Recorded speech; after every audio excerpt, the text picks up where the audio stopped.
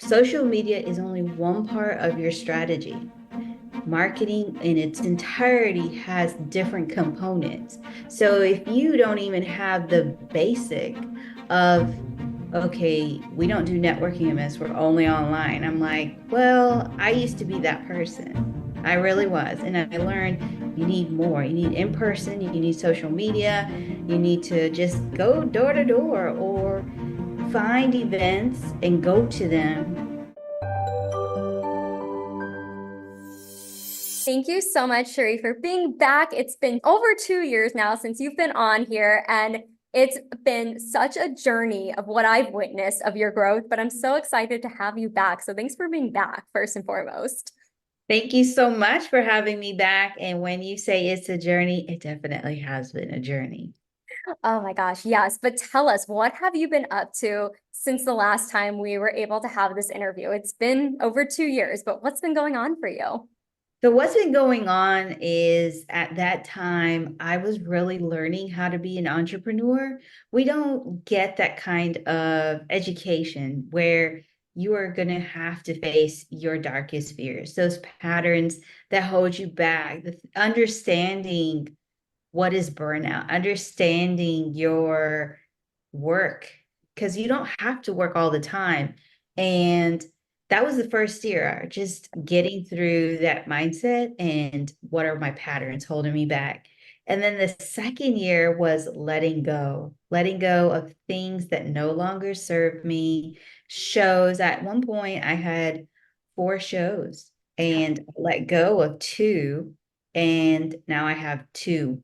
But even when letting go, I was really hard on me because the first one that was gone, that was learning that even though you can be on the same page with someone, at the end, when it comes to money, some people just don't agree. They don't see the same way that you do, and they're not truthful about things, which isn't bad about the person. It's just understanding you have to be really honest with yourself.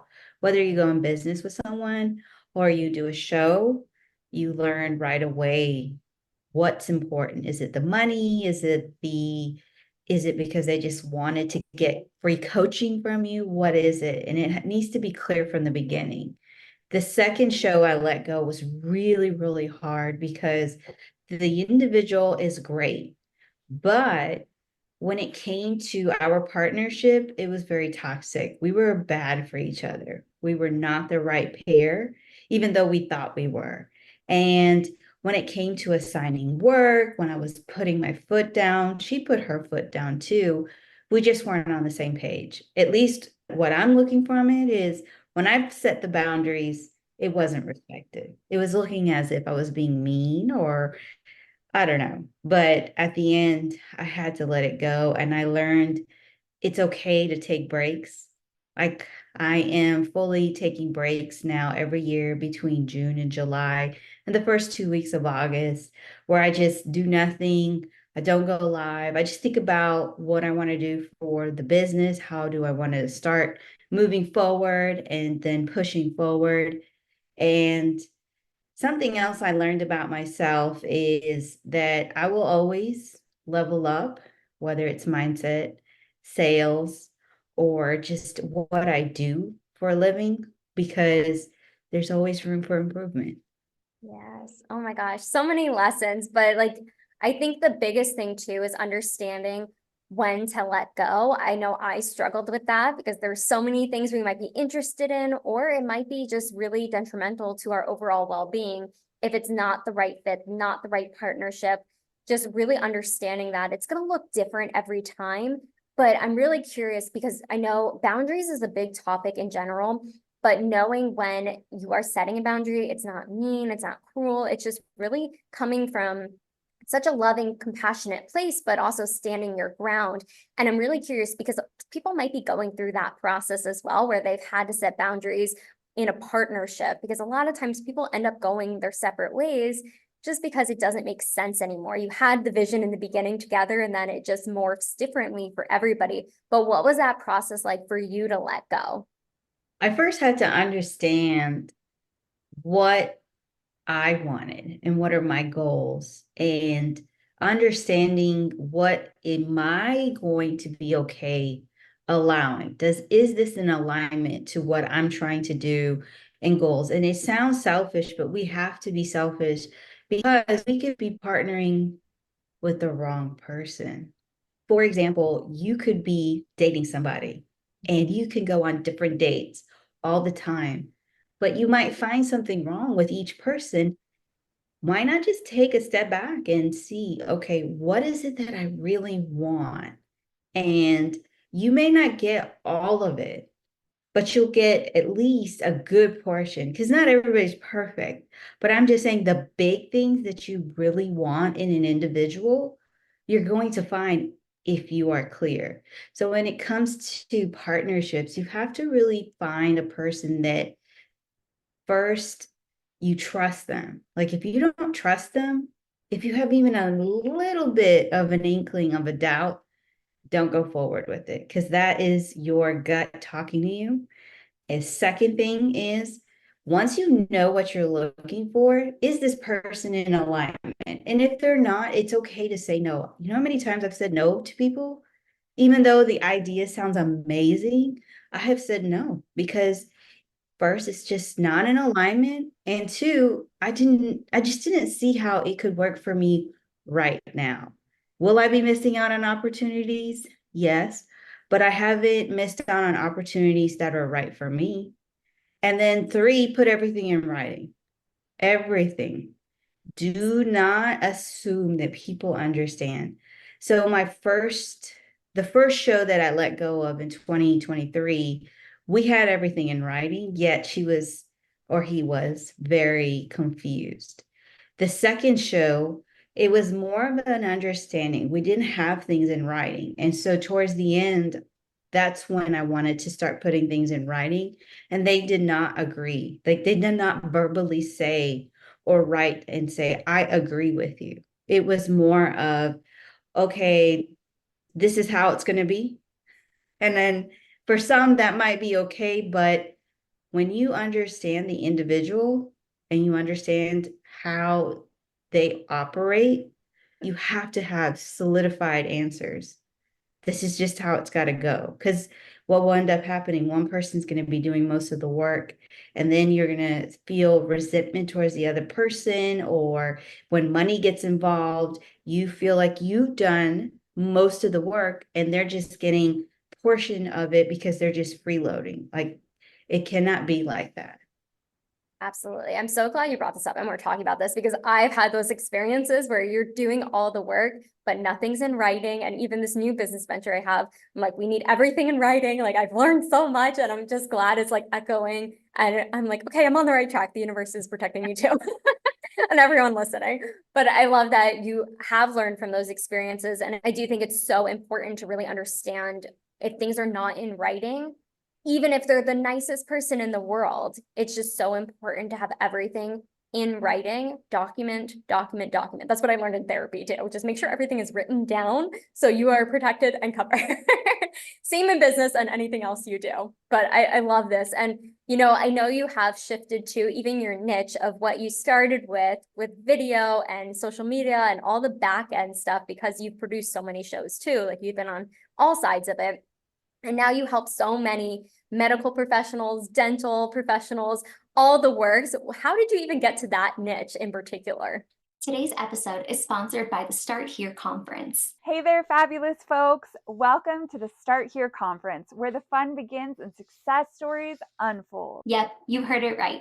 We're here to kickstart your journey with a big dose of energy and a sprinkle of magic. Picture this, a place where inspiration flows, connections bloom, and dreams take flight. At Start Here, we're all about keeping it real and having a blast while doing it. No stuffy suits or boring speeches here, just good vibes and endless possibilities. So whether you're a seasoned entrepreneur or just dipping your toes in the water, there's something here for everyone. From incredible breakout sessions to a dance party that'll have you jumping out your seats and showing us your best moves, this event will have it all. And hey, did we mention the food? Delicious bites and refreshing drinks to keep you fueled up and ready to conquer the world. So what are you waiting for? Grab your ticket, bring your sparkle, let's make some magic happen at the Start Here Conference. And now back to the show.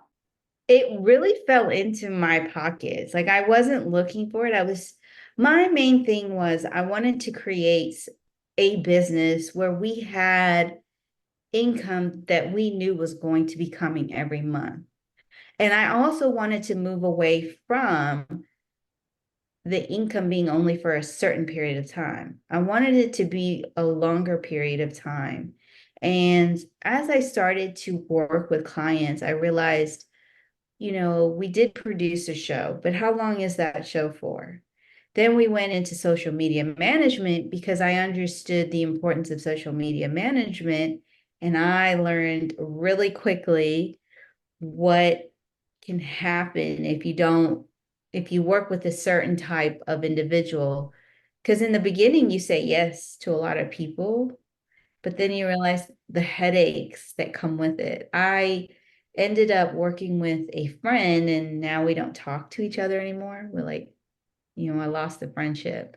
So this client that helped me get into and focus more on medical, dental, and law practices is my client who is a pain management specialist. And I was there, I was their patient. And the question they asked me was, do you have anxiety? And I said, yes, I do.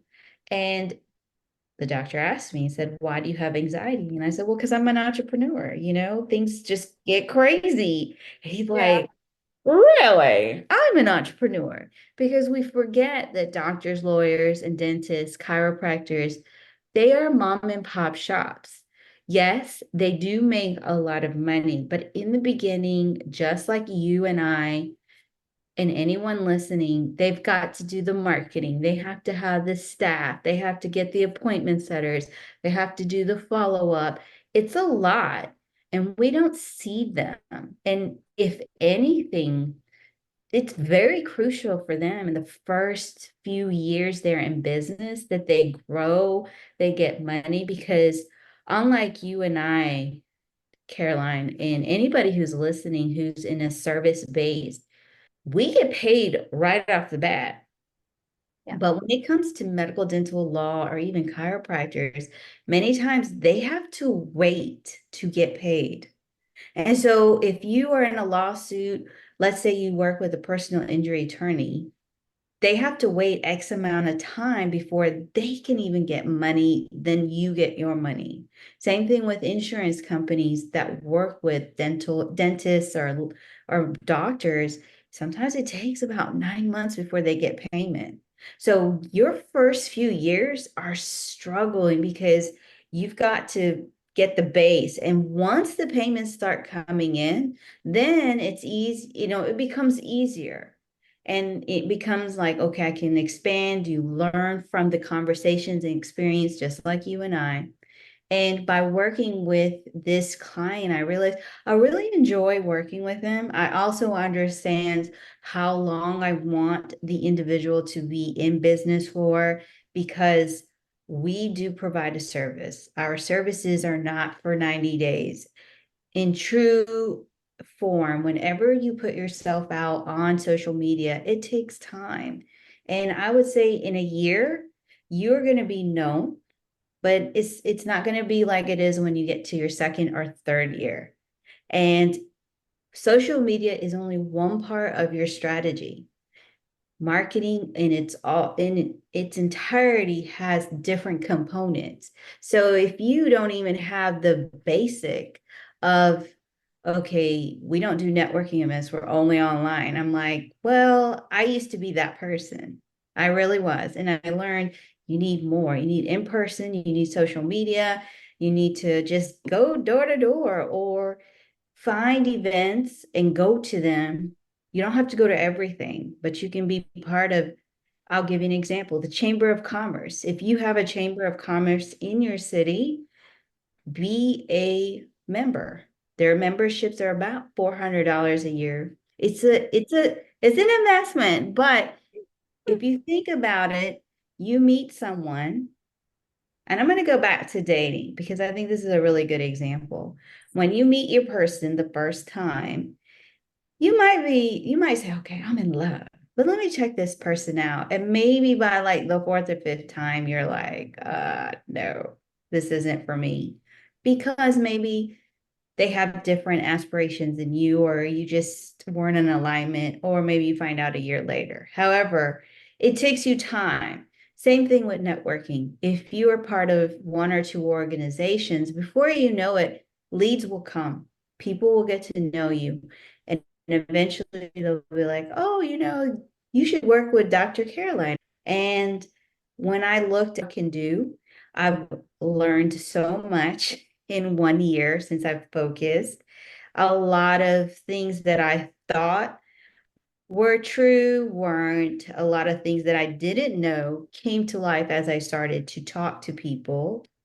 And the last part that I would say is we always want to pivot, but I'm not pivoting from where I'm going, even though I find it difficult. What I'm finding is that as I am talking to more and more people, I'm realizing the more and more I understand who I'm trying to attract and work with, the easier it becomes. So if you are trying to start a business and you want to work with executives, what are the pain points of that executive? Not just, oh yeah, they want to lead their team to make 30% more than they did the year before, but actually understand their real pain points, like what's going on at home. Are they not being respected by their spouse?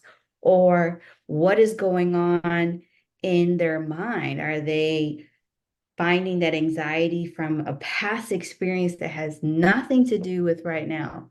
You've got to get that deep. And when you do, you start to really see like, oh, maybe I should create this, or maybe I should create that, or this is how I should talk in my videos and posts. So to answer your question, Dr. Caroline, it wasn't that I chose it. It was more of it chose me, and I wanted to dive into it. I could have said, oh, it's just one person. No, I actually wanted to really learn.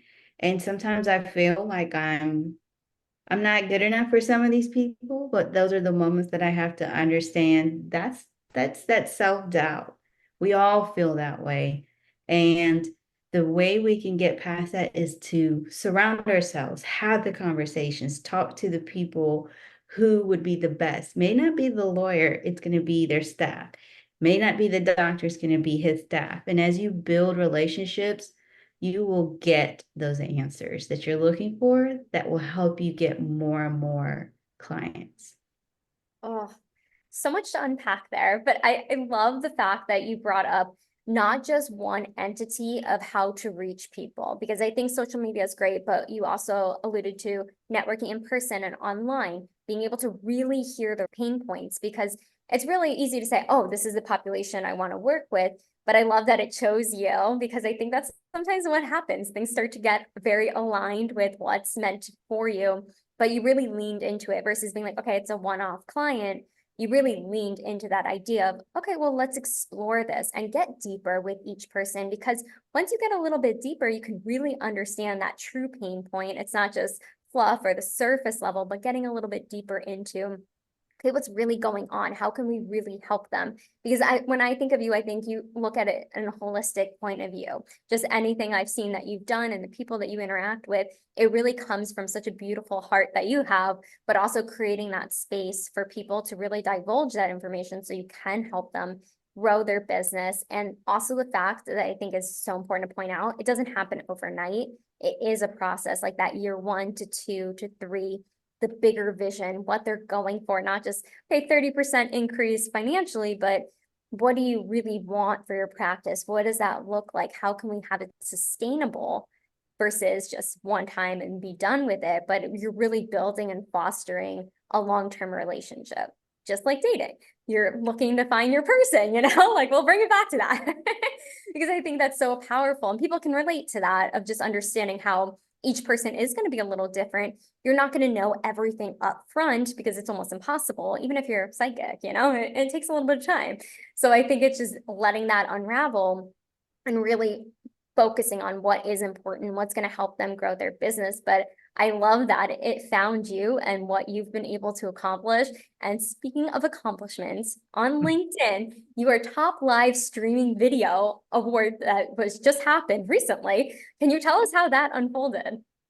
So on LinkedIn, they have these AI prompts where they're really pushing it and they want people to provide information. Now, I was like, I don't know about this. They're trying to get me to give free information, but Alex Harmazi showed me that, okay, and it works for him, okay? And even in my own experience with my Facebook group, the more I give, it wasn't speaking to the right people, but the people who were there, I gave them so much. They had the confidence. Some of them have been able to start their own business, have been able to get on camera confidently, go live. There's so much that came. So when I looked at these AI prompts on LinkedIn, I said, okay, let me just answer the questions. And live streaming was one of the hardest ones to get.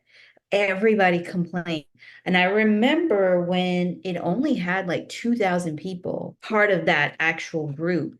But I want to say that by contributing, it helped to grow it and it helped to get people more aware. And then LinkedIn has also done more for these types of collaborative articles by putting it where you can see it more, such as if you came to my page and you started following me and I do some prompts, now my prompts are going to start showing up in the feed. Also, they're doing where if you do a Google search and if you do an article, a newsletter, or a collaborative answer, when you're searching for, let's say you type in, I want to know what are the basics of going live, these articles are going to show up and populate on Google because they see that LinkedIn is a more trusted site.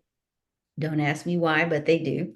And so, based on that, for some reason, it wasn't happening overnight. I was able to get video editing. I was able to get social media top voice. Live streaming, no. And so I was on the phone with my creative director.